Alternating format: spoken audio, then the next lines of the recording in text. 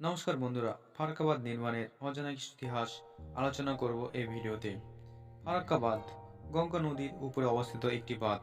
ভারতের পশ্চিমবঙ্গের রাজ্যের মালদা ও মুর্শিদাবাদ জেলায় এই বাঁধটি অবস্থিত।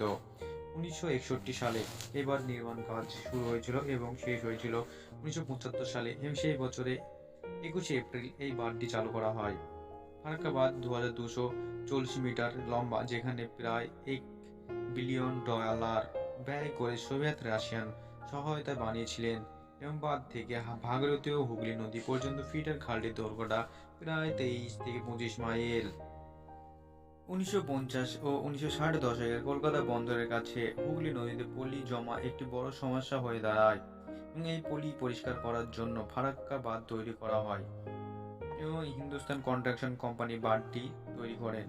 এবং বাঁধটির মোট 109টি গেট রয়েছে। ফারাক্কা সুপার তাপবিদ্যুৎ কেন্দ্র জল এই বাঁধ থেকে সরবরাহ করা হয় এবং এই বাঁধের উপর দিয়ে গিয়েছে 34 নম্বর জাতীয় সড়ক ও রেলপথ এবং কেবলমাত্র উত্তরবঙ্গ ও দক্ষিণবঙ্গ নয়, ভারতের উত্তর পূর্বাংশ বাকি ভারতের সঙ্গে জুড়ে রয়েছে। বাঁধ ভারতে তৈরি করা হয়েছে কারণ কলকাতা বন্দরে পলি জমা রক্ষা করার জন্য এবং তৎকালীন বিভিন্ন সমীক্ষায় অভিমত প্রকাশ করা হয়েছে যে গঙ্গা ও পদ্ম বিশাল একটি গতির বাঁধ বিভিন্ন দিকে নদীর উত্তেজনা ও ভাটি অঞ্চল প্রাকৃতিক সাম্য ও মারাত্মকভাবে নষ্ট হতে চলেছে।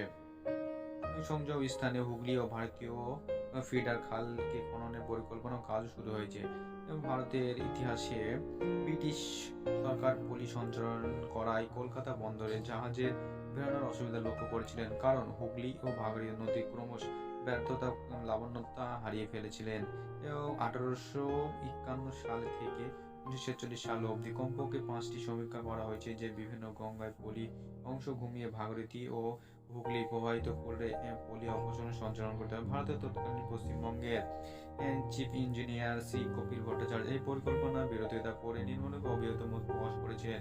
তিনি বলেছিলেন যে গঙ্গা থেকে অপসারিত 40 কিউবিক পানি ফিডার খাল হুগলি ও ভাগীরথী নদী ধারণ করতে পারবে না এবং গঙ্গা ও ভাগীরথী প্রবাহ রেখার উচ্চতা ও তারতম্য কারণে পানি সঞ্চালন নষ্ট করে ফেলবে, ফলে গঙ্গা নদী তার স্বাভাবিক প্রবাহের জন্য অন্য পথ খুঁজে বেড়াবে।